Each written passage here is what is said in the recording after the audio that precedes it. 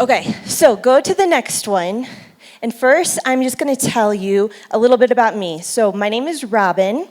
These are my boys. Joe is the big one. He's my husband. Rory is the middle one. He's 4. Milo is the little dude. He's almost 2. They love your melon. And so the first thing that I am is a mom. And I'm a wife. And I live in St. Louis.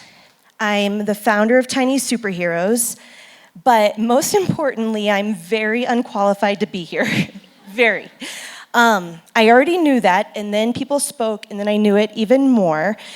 But if I can leave here and you guys take away one thing from me, then I'm okay to be standing here, okay? And so the first thing I want you to know is I am exactly like you. I'm 31. I feel 15. People think I'm their nanny, which is fine. But they come home with me. Okay, so let's go to the next one. So the thing I want you to leave here with is that right now, where you're sitting, you are writing your story, okay? So let's think about that for just 1 second, because your legacy is happening right now. Let's go to the next one. And that's amazing, okay? And totally awesome, sometimes terrifying, but I hope today I can show you why it's amazing, okay? So I'm gonna back up, go to the next one. I'm gonna tell you a little bit about my story, which again is not extraordinary, but it's important. So in 2012, I was living in Seattle, Washington.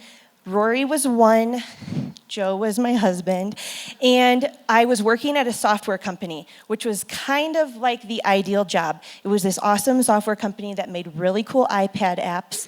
I helped old people on the phone use them, and they served us 3 meals a day. They gave us massages at work. It was kind of ideal, you know? It paid more than I ever thought I would make. And I had a nephew on the left, Eli, who was turning 2. And I wanted to be the coolest aunt ever and make him an awesome birthday present. And I had a sewing machine in my closet, which my husband had given to me, and I maybe had used once. And he's still deciding if it was the best or worst present he ever gave me. And I decided I was gonna make him a superhero cape, and I'm crafty enough, so I figured it out, and I'm making him a cape. And it was super cute. Eli could have cared less, but it was super cute. And so I was I'm gonna make more. So then I made one for Rory and for our dog Puddles. And then I was okay, I'm gonna sell these on Etsy, and we're gonna make $100 a month, and we're gonna go out on an awesome date, and this is gonna be amazing, you know? Along with the 50 other people who are selling superhero capes on Etsy.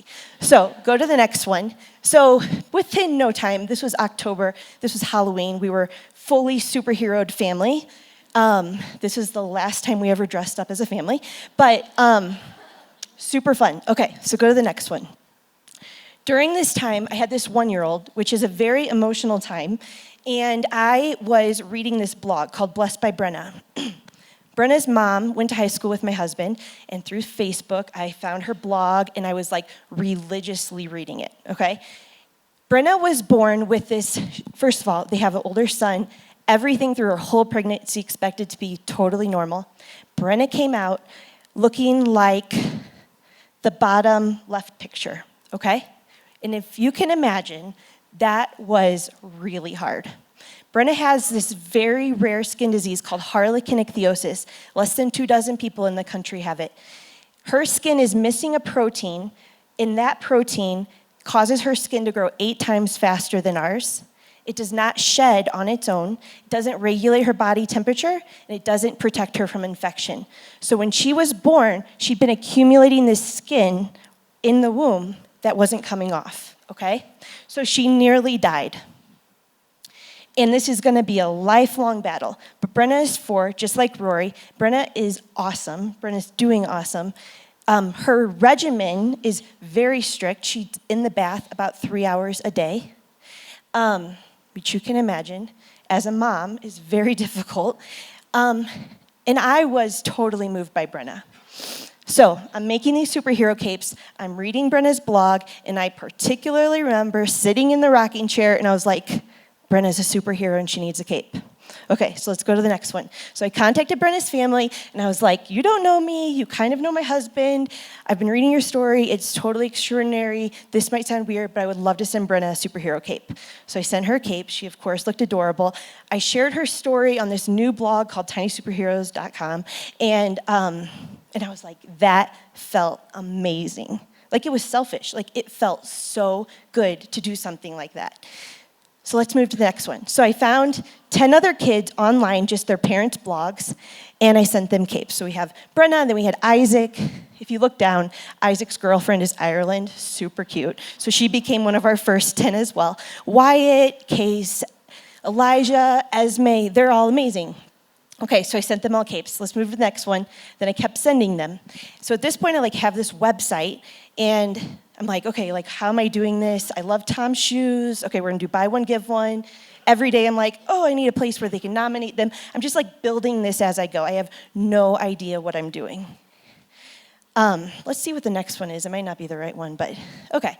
So then these kids start wearing them everywhere. They start wearing them to their surgeries. They start wearing them to chemo. They start wearing them to school. They wear them on Superhero Day, and they send me pictures. So in the beginning, I'm like, okay, social media is really important. If they take a picture in their cape and then send it to me, this could work.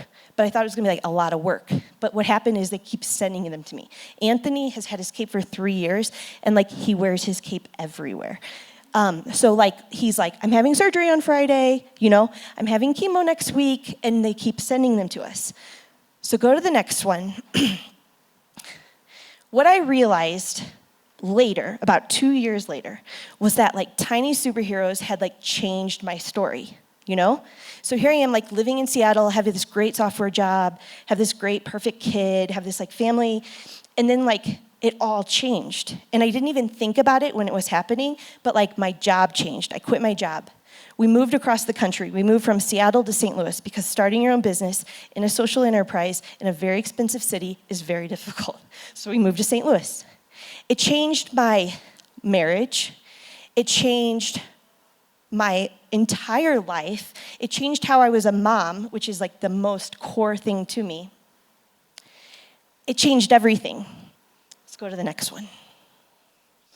And then when I thought about it, I could trace all of those changes to one choice I had made, which was to send Brenna a cape. Which when I made that decision, it had no indication to me about my life. It was an emotional moment, and I wanted to do something that could help, and I had the opportunity to do something that would help, and I did it. I called Brenna, and I sent her a cape, and that was not extraordinary. But because I made that decision, you can go to the next one, my entire life changed. And what has struck me this year is that we never know what choice is going to be the one that's going to change our life. You've probably already made 1,000 choices today. What you're going to eat, what you're going to wear, what hat you're going to put on, what time you were going to wake up, who you were going to sit with, what shoes you were going to wear, what socks you were going to wear. I'm going to change my hat. You've made 1,000 decisions today. And any of them could have been the one that catalyzed a change. It might have been, and you just don't know it yet. Being here is a huge decision that is changing your story. Committing to what you're doing with Love Your Melon changes your story. A lot of you are skipping a week of midterms, which is not easy. Probably I shouldn't advocate it, but that is going to change your story.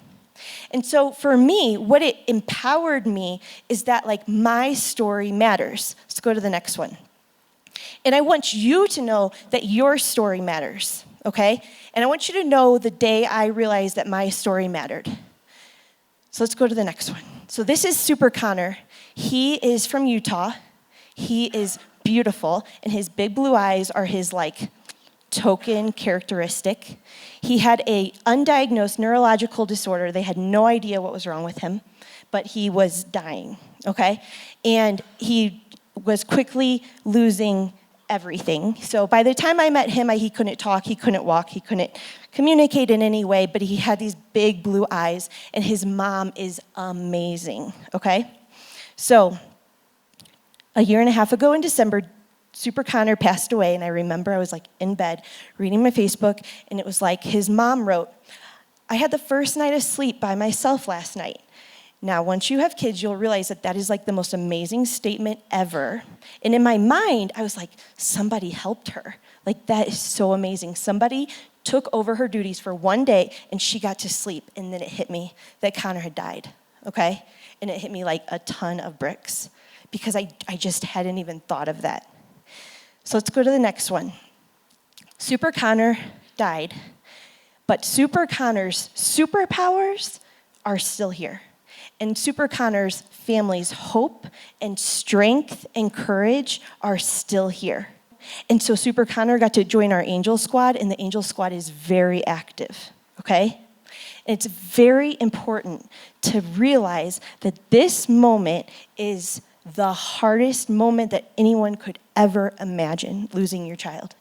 I can't even imagine it. You can't even imagine it.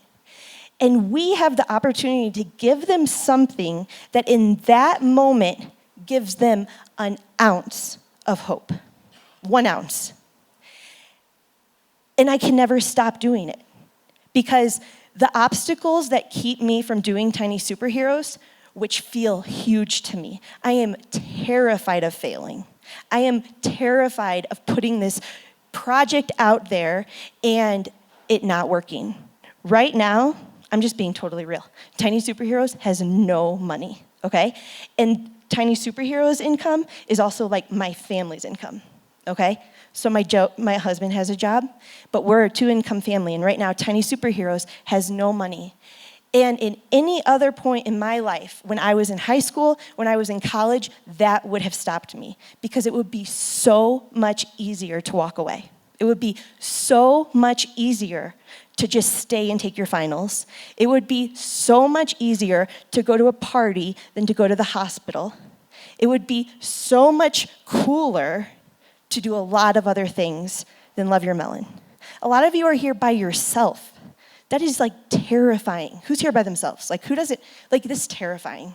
I mean, like, it doesn't get more terrifying than being like 20 years old and going to Utah by yourself. But you're here, okay? And you didn't let fear stop you. And I'm not strong enough to not let fear stop me, except for people like Super Connor. And Super Connor's family is so strong, okay? Like, so strong. And like Super Shepherd's family is so strong. So who am I to say that money is gonna stand in my way from giving 1 ounce of hope to this family? Nothing, like nothing. I could die tomorrow, you know? I could die tomorrow and my bank account does not matter. I have faith that if Tiny Superheroes is something that can change the world with Love Your Melon and with Pinky Swear and with Cure Search, that like it will keep going and funding will keep coming and I don't have to worry about it, but I worry about it every single day.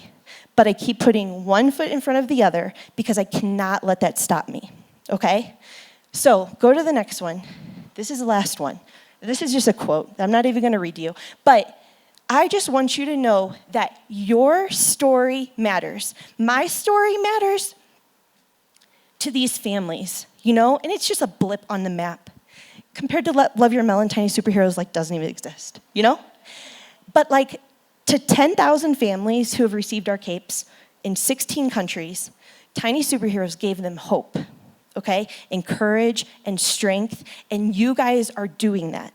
And every decision you make for the rest of your life is writing your story. And when we die, what does our story matter? It doesn't. But who we impacted does matter. So use your life to impact other people. And you have found the most amazing community through Love Your Melon, but really through the special needs community, which I would put cancer families into. Like, it is the most amazing community you will ever meet in your life. And to meet them when you're 20 or 21, I met them when I was like 28. I wish I would have met them when I was like 10, you know? But I didn't. But you met them early, and so just bring it in because you will never learn more than you learn from these families.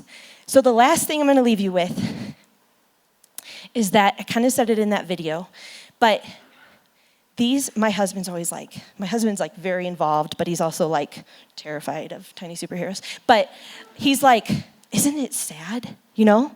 Like, how do you like hang out with Connor's mom, and how do you go to the hospital, and like, isn't it sad? And I'm like, Joe, this is the miraculous thing. These families aren't sad.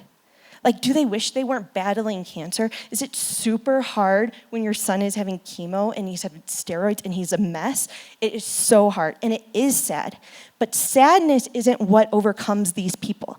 Strength and joy and gratefulness, okay? Like, how many hours do we waste away wanting something that we don't have? Like, we have like bodies that move and are like, got to Utah, you know? Like, we're fine. You know, like Tiny Superheroes doesn't have any money, but we're fine, okay? These families who do have a lot that they could ask for, and they could like question God, and they could like wonder like, why is this happening to me? They are not caught up on that crap.